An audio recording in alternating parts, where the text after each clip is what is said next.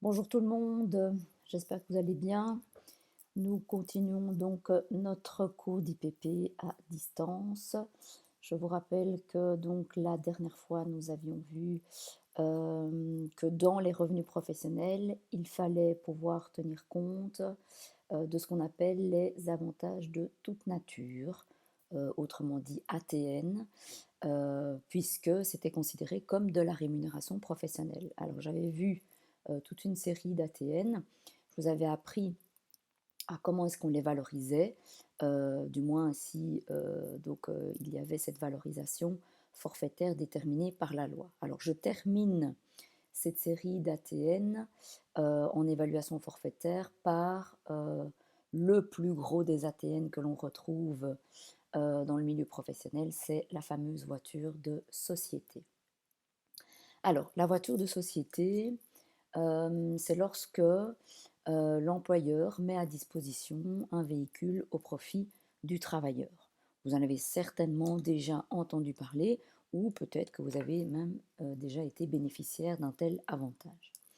Une voiture de société, elle est considérée comme un ATN si on met à disposition du travailleur ce véhicule et que ce véhicule lui sert pour un usage privé, même si à côté, il en fait un usage professionnel. Donc, par exemple, mon employeur me met à disposition une voiture et cette voiture, je l'utilise pour aller de chez moi à mon bureau, ça c'est du trajet professionnel, ou aller voir des clients, c'est du trajet professionnel, mais j'utilise aussi cette voiture pour aller faire les courses, pour aller déposer les enfants à l'école, pour partir en week-end, etc., etc. Donc j'en fais bien un usage privé. Et donc à partir du moment où j'en fais un usage privé, même si en parallèle il y en a aussi un professionnel, c'est considéré comme un ATM. Alors, quels sont les véhicules qui sont concernés? On parle de tous les véhicules à moteur. Attention, donc pas le vélo, même le vélo électrique. Mais dans ces véhicules à moteur, il y a des méthodes de valorisation différentes selon la catégorie. C'est vrai qu'il existe deux catégories de véhicules à moteur. C'est un petit peu complexe, je ne vais pas plus loin. Il faut savoir qu'il y a ce qu'on appelle la catégorie M1 et N1 et les autres. M1 et N1, c'est clairement la voiture individuelle classique, hein. Même qu'elle soit petite ou grande, ça ne change rien. Donc ça peut même être une voiture familiale que c'est considéré comme une voiture individuelle. Ça peut être un minibus. Et donc ça, ces catégories-là, l'évaluation se fait de manière forfaitaire. Donc selon la méthode que la loi nous impose. Pour tous les autres, ce qui rentre dedans, c'est par exemple le véhicule utilitaire, la petite camionnette, donc de plus de 3 tonnes et demie, la moto, etc. Ça, c'est une évaluation par frais réels. Donc, ce que on a dépensé réellement pour ce genre de véhicule. Cette catégorie-là ne nous intéresse pas, puisque c'est une évaluation par frais réels, c'est frais réels, il n'y a pas grand-chose à vous apprendre. Ce qui nous intéresse, c'est comment est-ce qu'on évalue forfaitairement les véhicules qui rentrent dans cette catégorie. Et cette catégorie étant vraiment la catégorie classique. Alors, la loi nous dit, il y a une formule bien précise qu'il faut appliquer. Cette formule bien précise qu'il faut appliquer, c'est bien une formule qui est applicable par année. Donc toujours, je vous rappelle, en IPP, on travaille toujours par année. Alors, quelle est cette formule?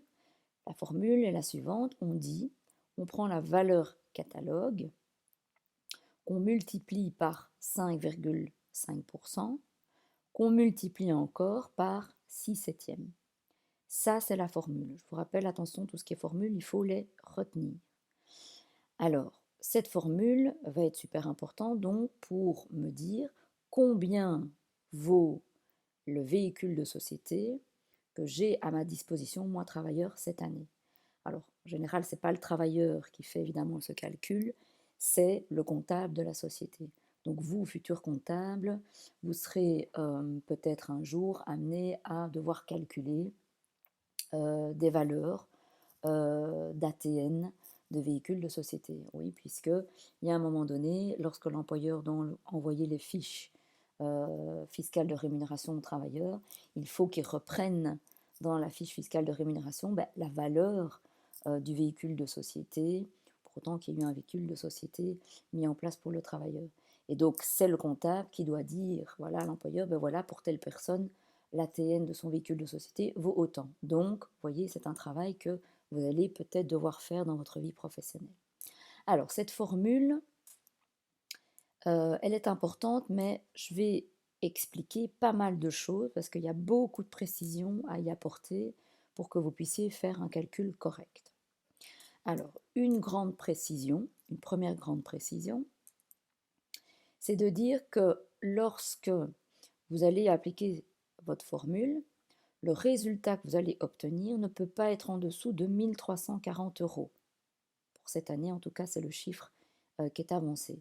Donc, ça veut dire que si vous faites votre formule et que vous arrivez, par exemple, je ne sais pas moi, à 1 000 € de valorisation, eh bien, sachez que le véhicule ne vaudra pas à l'IPP en rémunération professionnelle 1 000 €, mais vaudra bien 1 340 €.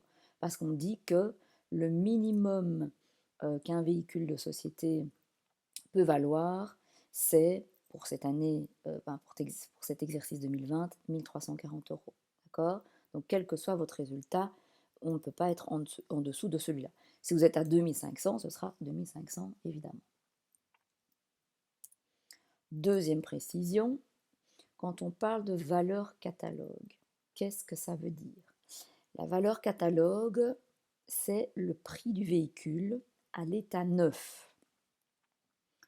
Donc, ça veut dire que c'est un véhicule qui n'a jamais été utilisé et qui sort de l'usine, entre guillemets.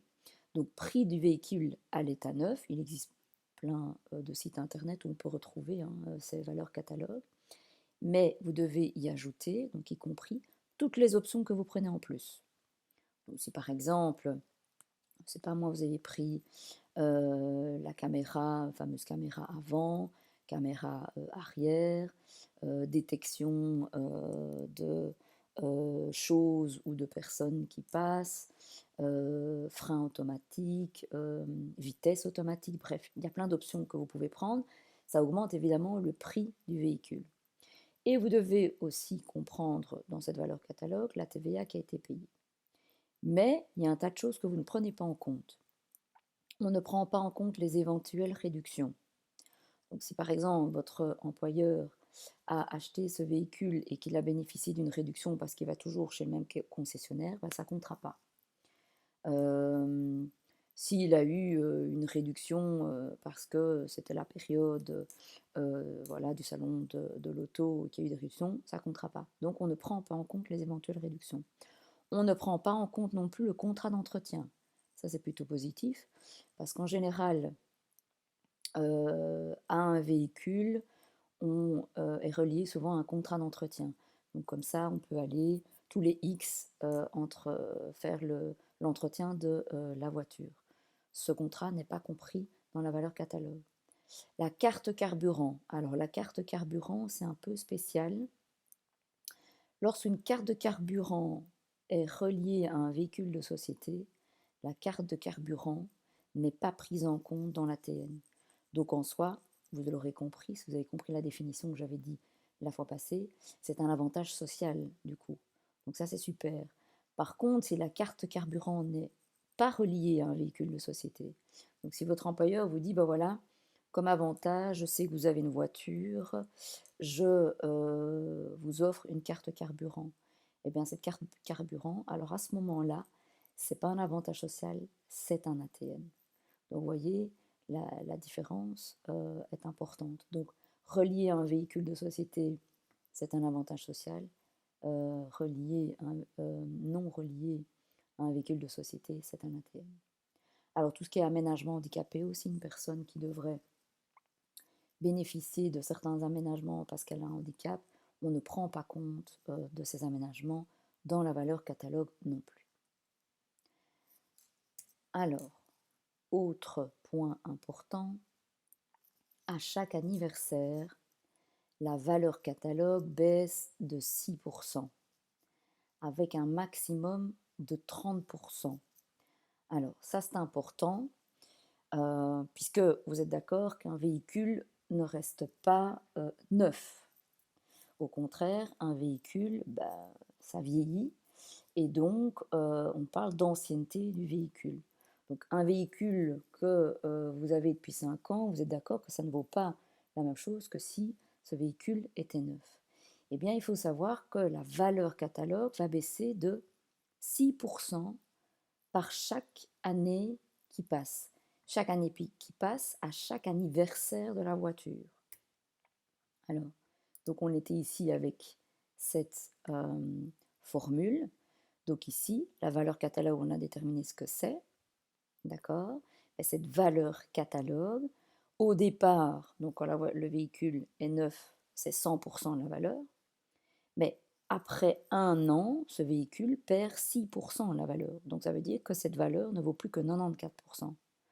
Après 2 ans d'ancienneté, on baisse encore de 6%. Donc ça veut dire que la valeur de ce véhicule n'est plus que de 88%, etc., etc. Jusqu'à descendre, attention, on ne peut pas descendre indéfiniment, hein.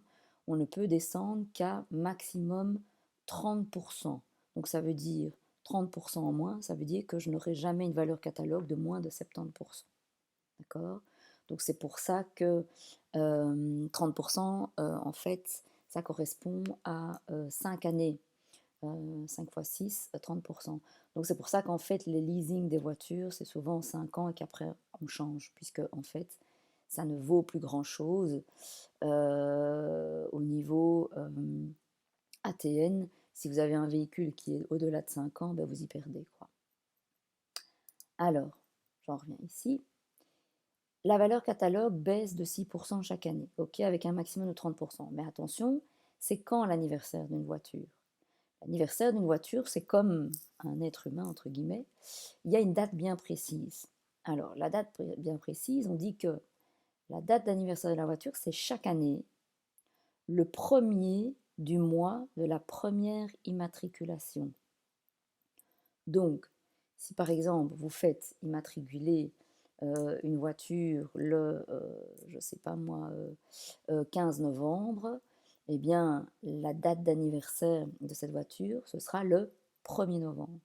Si vous la faites immatriculer le 30 juin, la date d'anniversaire de ce véhicule, ce sera le 1er juin.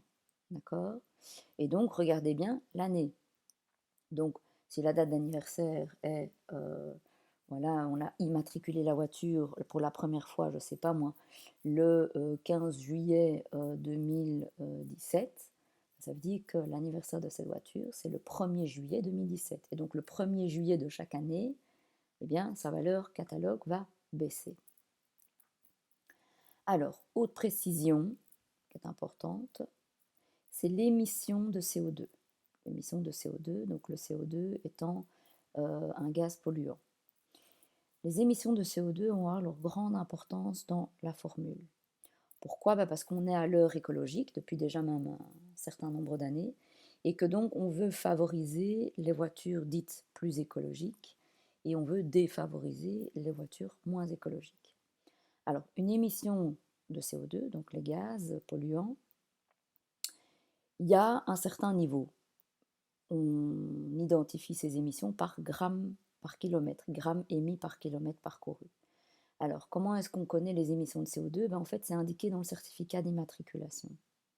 Donc, chaque voiture a un certificat d'immatriculation.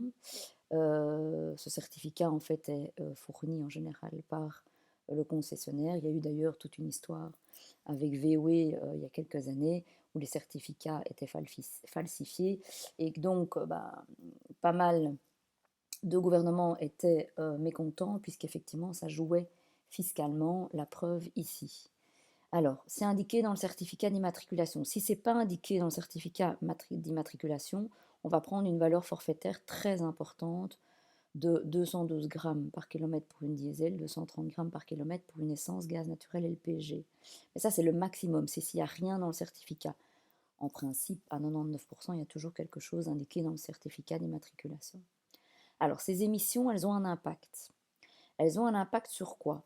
Eh bien, elles ont un impact sur, ici, votre valeur, on dit valeur catalogue fois 5,5%.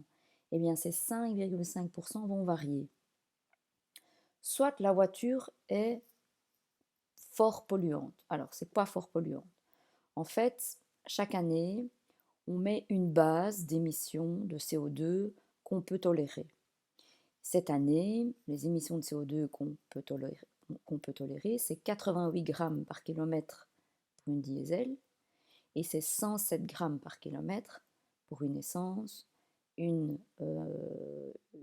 voiture qui fonctionne au gaz naturel ou une voiture qui fonctionne au LPG. Donc, je vous donnerai toujours évidemment à quoi la voiture fonctionne.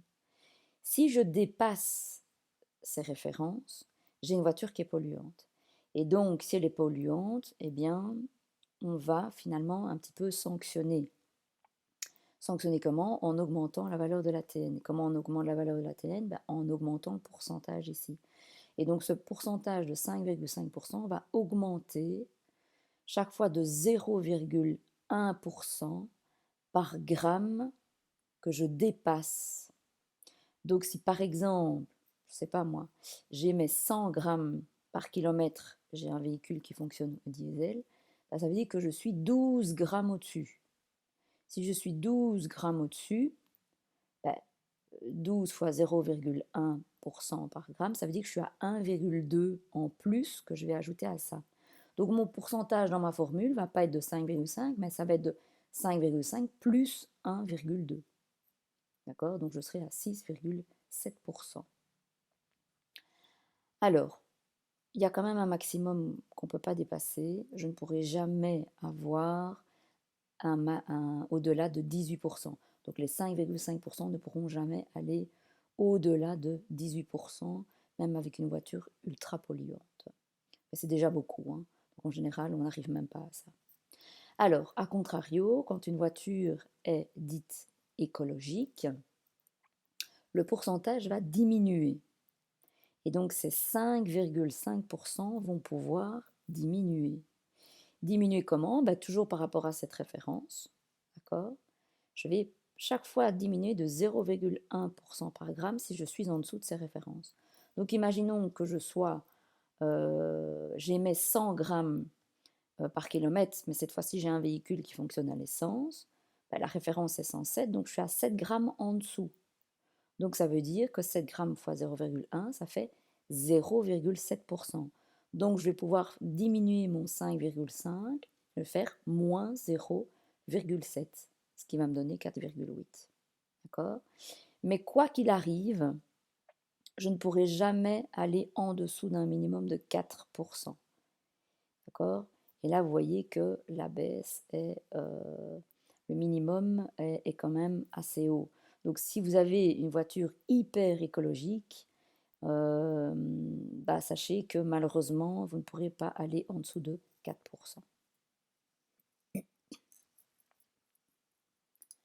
Alors, vous voyez donc que cette formule, elle est un petit peu plus complexe qu'elle n'y paraît, mais ce n'est pas fini.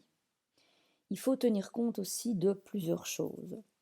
Il faut tenir compte des jours calendriers de mise à disposition, ainsi que des diminutions du prix catalogue à chaque anniversaire. Oui, si par exemple, je ne sais pas moi, vous êtes tout nouveau engagé et on vous dit, on propose un véhicule de société, mais il faut attendre un petit peu que vous soyez bien confirmé dans votre travail. Et puis tout à coup, vous recevez donc voilà, votre véhicule de société. Mais ce véhicule de société, si ça tombe, vous le recevez en plein milieu de l'année. Imaginons, vous recevez cette voiture, je ne sais pas moi, au mois de juin. Mais donc, si vous recevez cette voiture au mois de juin, l'ATN que vous allez calculer, comme là, ici, la formule, c'est une formule par an, vous ne pouvez pas appliquer cette formule telle qu'elle. Vous devez tenir compte des jours dont vous avez bénéficié de cette voiture. Vous n'avez pas bénéficié pour l'année 2019, de la voiture du 1er janvier 2019 jusqu'au 31 décembre 2019. Non, vous l'avez peut-être eu à partir seulement du 15 juin 2019. Donc ça veut dire que vous allez devoir faire une proportion ici des jours. Vous savez tous que dans une année, il y a 365 jours, voire 366 quand on est dans une année bissextile.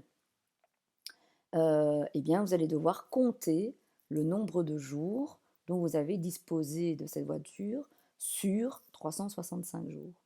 Donc, il y aura peut-être, je ne sais pas moi, 150 jours sur 365. Ben voilà, donc vous allez devoir ajouter cette proportion à la formule. Et puis attention aussi, chaque année, à chaque anniversaire, n'oubliez pas de diminuer votre valeur catalogue. Chaque anniversaire, c'est comme un être humain, hein. Je dis toujours, vous n'avez une année de plus que le jour de votre anniversaire. Donc je ne sais pas moi, si vous êtes né, imaginons je ne sais pas, le 1er mai, d'accord, ben, et que vous avez 25 ans, ben, vous êtes d'accord que là, vous avez 25 ans encore jusqu'au 30 avril de l'année prochaine. Vous n'aurez 26 ans que le 1er mai de l'année prochaine. Donc bien faire attention à chaque anniversaire, à chaque année. C'est après chaque année écoulée qu'on passe à un anniversaire suivant. Et alors, dernière chose, vous devez aussi tenir compte de l'éventuelle participation financière personnelle du travailleur dans le véhicule, dans le sens où, voilà, il y a parfois des travailleurs qui disent, ben voilà, moi j'aimerais bien avoir telle option, telle option, telle option, et l'employeur qui dit, oulala, non, moi j'avais dit, je paye le véhicule, mais de base, donc si vous voulez ces options en plus, vous n'avez qu'à les payer vous-même. Et donc, on peut très bien, voilà, passer un accord et dire, ok, moi travailleur, je veux bien payer les options, et donc chaque mois, on pourrait très bien vous enlever une petite participation de votre salaire. Cette participation, ben, il faut en tenir compte, hein, évidemment. Il faut l'enlever alors du résultat de votre formule, puisque c'est vous-même qui avez participé. On ne va pas vous taxer sur quelque chose où c'est vous-même qui l'avez payé. D'accord? Donc faites attention à ça aussi. Alors une dernière chose, je vous explique ça maintenant, même si vous allez le comprendre plus tard, quand on verra les frais professionnels. En fait, il faut savoir qu'une déduction des frais professionnels pour les déplacements domicile-lieu-de-travail peut se faire sur le montant de cet ATN. On verra plus tard qu'il y a des frais professionnels que l'on peut déduire dans tous les cas et qu'on a un choix entre frais réels et frais forfaitaires. Eh bien, il faut savoir que si vous optez pour les frais réels, vous allez pouvoir déduire les frais professionnels pour le déplacement domicile de travail sur le montant de cet ATN, mais pour autant que cette déduction ne dépasse pas le montant de l'avantage de cet ATN. Alors que si vous prenez les frais forfaitaires, ces frais forfaitaires peuvent aller au-delà de ce montant d'ATN. Alors c'est vrai que c'est quelque chose que vous ne comprendrez peut-être pas tout à fait là maintenant parce qu'on n'a pas encore vu les frais, mais pour pouvoir être complète dans mon explication, je dois vous le dire déjà maintenant. Et donc quand je vous apprendrai à bien calculer les frais, ben, vous pourrez justement faire la connexion avec cet ATN, mais je vous le rappellerai. Et donc, il faudra bien choisir le type de frais, ce qui vaut la peine d'être pris. Alors, j'en viens ici à un exemple de calcul d'ATN d'un véhicule de société. Alors, imaginez que votre employeur vous met à disposition pour toute l'année 2019 une voiture immatriculée pour la première fois le 25 novembre 2018. Je vous dis que la valeur catalogue est de 20 000 euros. Je vous dis aussi que cette voiture fonctionne au diesel et qu'elle émet 143 grammes par kilomètre de CO2. Alors, la question que je vous pose, et que votre employeur d'ailleurs vous posera si vous êtes comptable dans une société, c'est quelle est la valeur de l'ATN pour cet exercice 2020? Alors, il faut mettre en lumière déjà plusieurs choses qui vont jouer dans votre calcul. D'abord, on me met à disposition pour toute l'année 2019. Donc ça veut dire que j'ai bénéficié de cette voiture du 1er janvier jusqu'au 31 décembre 2019. C'est un premier élément important. Deuxième élément, on me dit que cette voiture a été immatriculée pour la première fois le 25 novembre 2018. Ça veut donc dire que la date d'anniversaire de cette voiture va être le 1er novembre 2018. Donc ça veut dire que chaque 1er novembre, vous savez que la valeur catalogue va diminuer. Alors, autre point important, la valeur catalogue, je vous dis 20 000 euros. Autre point important, cette voiture fonctionne au diesel. Autre point important, elle émet 143 grammes par kilomètre de CO2. Alors, attention, ici, je vous demande de calculer la valeur pour l'exercice 2020, d'accord? Pas un autre exercice. Comment est-ce qu'on va faire? Alors, si je reprends ma formule, qui est ici, valeur catalogue fois 5,5 fois 6 septièmes. Vous êtes d'accord? Ça, c'est une évaluation qui vaut sur l'année. Oui, mais si je fais bêtement, entre guillemets, cette formule, je vais arriver alors avec un résultat qui sera faussé puisque je sais que cette voiture n'a pas la même valeur catalogue au début et à la fin de l'année. Non, puisque ici, vous avez un anniversaire qui va se produire. Donc, vous allez devoir diviser, on va dire, votre formule en deux périodes. Il y a une première période qui va courir du 1er janvier 2019 au, alors, ici, la date d'anniversaire, vous savez que c'est le 1er novembre, donc ça veut dire jusqu'au 31 octobre 2019. Oui, puisque là, le véhicule a une certaine valeur catalogue. À partir du 1er novembre, la valeur catalogue va changer. Donc, forcément, vous êtes obligé de découper en deux périodes. Alors, 1er janvier jusqu'au 31 octobre, qu'est-ce que vous faites comme formule? Vous prenez votre valeur catalogue. Alors, valeur catalogue, on me dit 20 000. Est-ce que c'est bien 100% de la valeur catalogue? Ben oui, cette voiture, elle est née, entre guillemets, le 1er novembre 2018. Donc, quel âge est-ce qu'elle a le 1er janvier 2019? Imaginez que vous avez un bébé qui est né le 1er novembre 2018. Ben, le 1er janvier 2019, il a toujours 0 ans. Ben, la voiture a donc 0 ans. Donc, sa valeur catalogue, elle est bien de 100%, c'est-à-dire 20 000. Vous continuez de votre formule. On me dit fois 5,5%. Oui, mais je viens de vous expliquer que ce 5,5%, il augmentait ou diminuait en fonction du fait que la voiture était polluante ou pas. Alors ici, on voit que c'est une voiture qui fonctionne au diesel.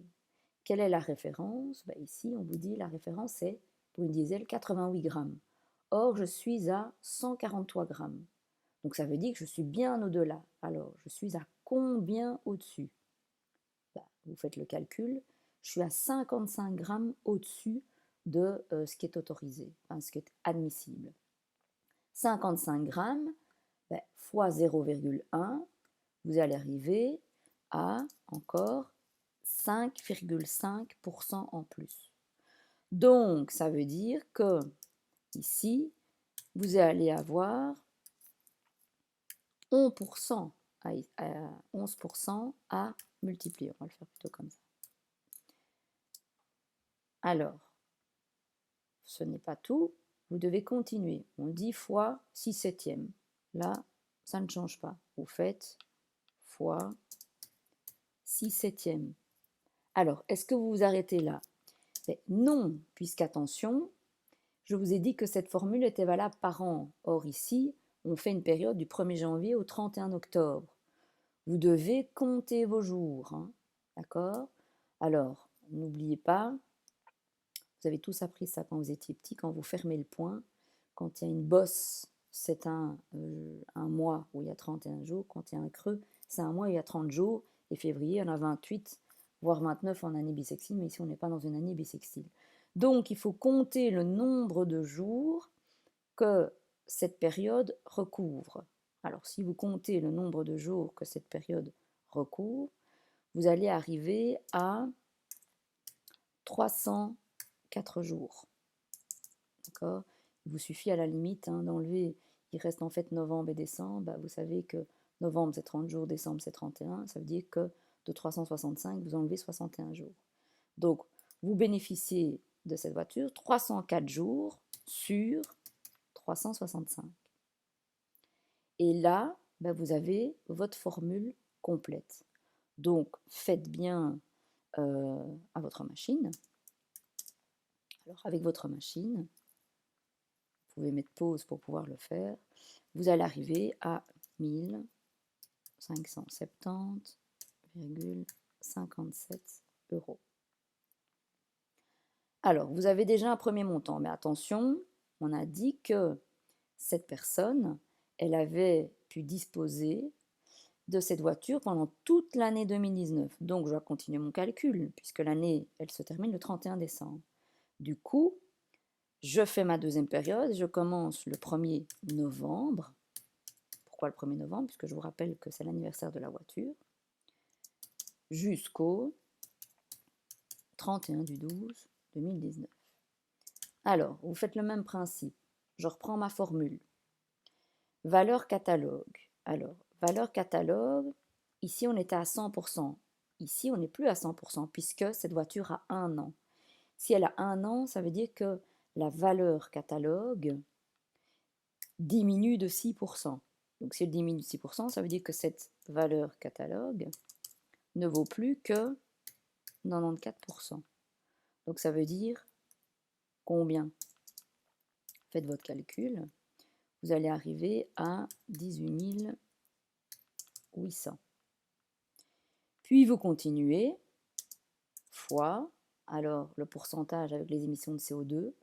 Ici, c'est exactement la même chose, c'est toujours 11%, puisque ça ne change rien. Cette voiture, ce n'est pas parce qu'elle est plus vieille qu'elle émet plus d'émissions de CO2. Donc, fois 11%, vous continuez, fois 6 septièmes, et puis vous continuez, mais attention, ici, quel est le nombre de jours qui recouvre cette période? Vous faites votre calcul, vous arrivez à 61 jours sur 365. Et là, prenez votre machine, si vous faites le calcul, vous allez arriver à 296,24 euros.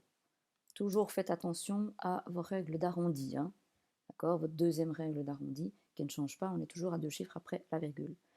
Donc, si vous faites le total, combien vaut cet ATN véhicule de société?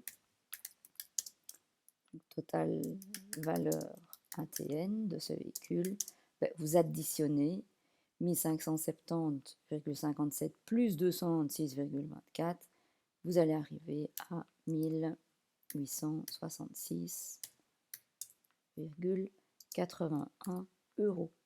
Et donc, ça veut dire que vous allez pouvoir donner cette valeur à votre employeur en tant que comptable en disant, ben voilà, ce travailleur, pour cette année de revenus 2019, exercice d'imposition 2020, son ATN vaut 1866,81 euros. Donc ça veut dire que dans la fiche fiscale de rémunération, au code 250, c'est de la rémunération professionnelle, on va ajouter 1866,81 euros. D'accord? Alors, vous allez faire les exercices. Je vous laisse faire ces exercices. Ces exercices vont être un petit peu plus complexes. Donc, normalement, il est marqué exercice. Ça va vous prendre un petit peu de temps. Ces exercices, donc, on est toujours dans le chapitre 5. On a fait le A, le B, donc vous faites tous les exercices du point C. Il y en a pas mal. Faites attention, donc procédez toujours en tenant compte de tous ces éléments. Vous avez vu cette formule de base, vous devez ajouter au fur et à mesure les éléments. Alors, je vous demande bien dans les exercices de me calculer l'ATN pour l'exercice 2020. Les autres exercices, ça ne m'intéresse pas. Donc, Si imaginons que ici, on avait eu un travailleur qui dispose d'une voiture déjà depuis l'année, je ne sais pas moi, 2017, bah, cette voiture, il l'a depuis 2017, bah, on a calculé son ATN en 2017, on l'a calculé en 2018, ça ne nous intéresse plus. Ce qu'il faut, c'est calculer l'ATN pour cette année de revenus 2019, pas les autres années. Mais bon, s'il l'a déjà depuis 2017, vous savez que la valeur catalogue au départ, ça ne va pas être la même. D'accord? Donc faites attention, valeur catalogue qui diminue, date d'anniversaire de la voiture, toujours par année qui est passée, voir s'il n'y a pas des périodes différentes à faire, puisqu'effectivement la date d'anniversaire viendrait en plein milieu de l'année, etc., etc. Voilà, je suis évidemment à votre disposition à la visio si vous avez des questions, donc n'hésitez pas. Voilà, je vous souhaite bon travail, bon courage et on se voit à la prochaine capsule. À tout bientôt.